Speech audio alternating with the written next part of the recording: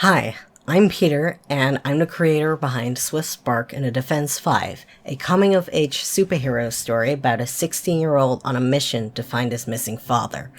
He makes enemies and allies along the way, and needs to learn that there's more to being a superhero than just messing around with your superpowers, all whilst maintaining good grades and keeping his identity a secret from his classmates, because being in high school is no cakewalk either. Our target audience are teenagers and young adults, the most underrepresented category in animation. Our episode lengths are 16 to 25 minutes because we do not need to fit in between commercial breaks on YouTube. Of course, Swift Spark and the Defense 5 has many characters, but I just wanted to talk about the 5 most important ones, starting with, of course, our lovable protagonist, James Riverdale.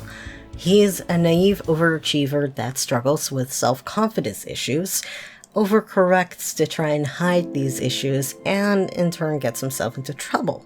And tied to these confidence issues is his obsession with having to follow in his father's footsteps.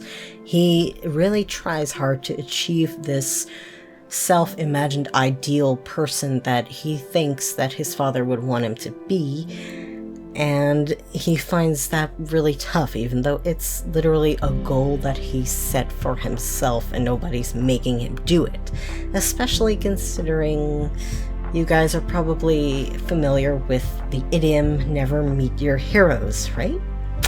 Things may not work out the way James hoped.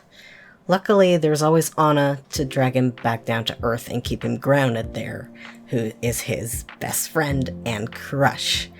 Her mission is to bring back the paper newspaper to her local high school instead of the blog that they're currently running.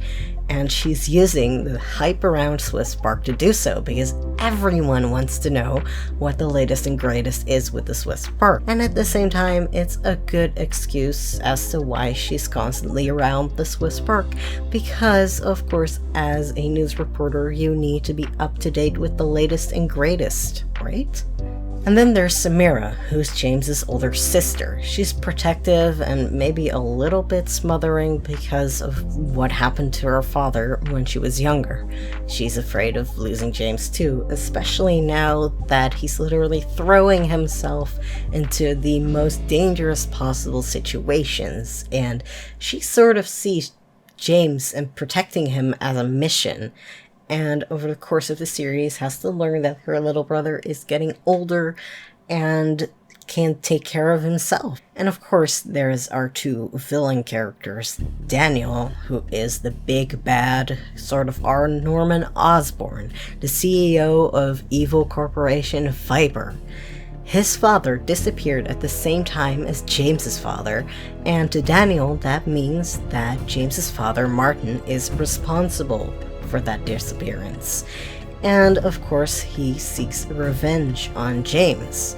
And at the same time, James has something that Daniel wants, namely his blood, revenge, and a key to power. And Marin is kind of a strange case because she just showed up out of nowhere, and she is the sister of the leader of Lightning Incorporated. But she's Daniel's right-hand woman nonetheless, and she follows the Defense 5 around to build a case file of information, personality, powers, dynamics, and secrets. Marin loves secrets and loves spilling them even more. Lightning Incorporated and Viper Incorporated are the 2 different teams that run in Swift Spark and the Defense 5. The good guys and the bad guys. Lightning is run by Angelo Riverdale, James and Samira's uncle, and Ursula Abbott, Marin's sister. Their goal is to stop Viper and to undo the damage that their serum does. Viper is the classic evil corporation that wants to control the government. Their serum creates mind-controlled supervillains, and their goal is to make the effects of that serum genetically transferable. The Serve serum, as they call it, was created by Angelo Riverdale before Viper became Viper, and they are using cheap copies looking to recreate it. But James's blood contains the key to the original serum, and so they're looking to capture him. What kind of world do these characters live in? It's a world based on ours, but not the same as ours. So there's no real-life locations, and the technology is slightly more advanced than ours because science fiction show. And cartoon logic also makes this world go round. Spring Hill City is the most important city in our show because that's where 90% of the episodes take place. It's your standard mid-sized city with all the landmarks you can think of, a pool, a park, a cinema, that sort of thing. The city center has skyscrapers, the outskirts have cul-de-sacs with regular houses. And Spring Hill High is James's high school, where most of the episodes in Season 2 take place. Viper and Lightning hide in plain sight in this city, an office building and an abandoned industrial site. Both hide their secrets in plain sight. Swift Spark is supposed to feel like an early 2000s cartoon, and even though it is a comedy, it does have a serialized plotline that gradually gets darker as the series progresses. And James ends up in problems that he causes himself, to stick with the teenage theme, but he's learning to trust his friends and adults to help him with his problems, and at the same time becoming a better problem solver himself so that he doesn't always need someone else to fix his problems for him. And I also intend to spotlight the female secondary protagonists alongside our male protagonists because I hate it when shows have female characters that just have fuck all to do. And I guess that segues into why I am making this show, because the animation industry is in a dire situation right now, and it just needs a reset, a refresh with creatives in the driver's seat. And indie animation is the perfect place to do that. And an authentic point of view and storytelling are really important. And I am LGBT and neurodivergent, and many of my characters are too, so I feel like I'm bringing that level of genuinity to the table that some shows that aren't creator-driven may not.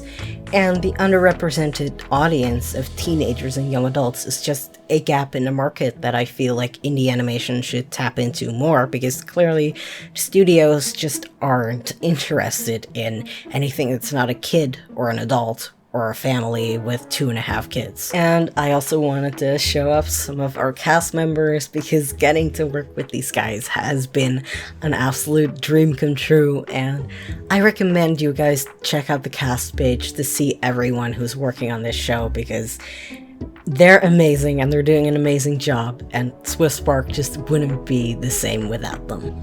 And if you're curious about how this show intends to progress, Season 1 is very lighthearted, episodic, with serialized elements. Season 2 gets darker because James gets older and Viper becomes a more serious threat. And in Season 3, James is older, stronger, and feels unappreciated and treated like a baby, and thus overcorrects as he does, and this time with permanent consequences, and James has to deal with the aftermath of those consequences. And as a last thank you, I wanted to close off on this awesome page full of fan art because the community reception to Swift Spark has been amazing so far, and I really hope to get to grow the show alongside all of you guys. Before we move on to the next pitch, I just wanted to show you where Swift Spark is going next. Our first episode released last year, and currently we're focused on pre-production for episodes 2 to 6. You're watching some of the storyboards for episode 2 right now. The cost for pre-production is about $5,000 per episode, so $25,000 in total. If you'd like to chip in and help us out, it's much appreciated. We have a Patreon for behind-the-scenes access, and we have a fourth wall shop with merch, where you can also shop the plushie I showed off during the pitch. And if you're interested in seeing where the Swift Spark came from, we have digital downloads and physical copies available for purchase of the latest, most updated version of the webcomic, and an older version is free to read online. Thank you so much for being here tonight and listening to this pitch, and I hope to see you in the future.